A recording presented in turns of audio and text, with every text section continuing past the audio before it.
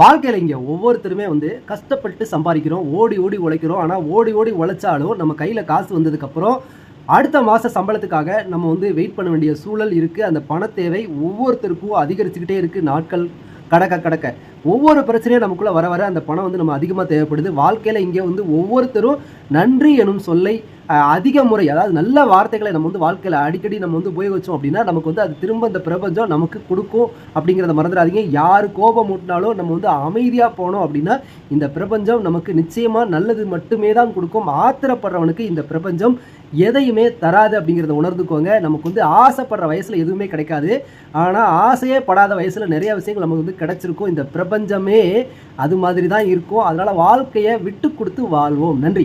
சாதனை பண்ணுறதுக்கும் தியாகம் பண்ணுறதுக்கும் திருச்சியிலிருந்து தான் வரணும், திருநெல்வேலியிலிருந்து தான் வரணுங்கிற வரமுறையெல்லாம் இல்லைம்மா. யார் எங்கிருந்து வேணாலும் சாதனை பண்ணலாம். அதுக்கு முயற்சி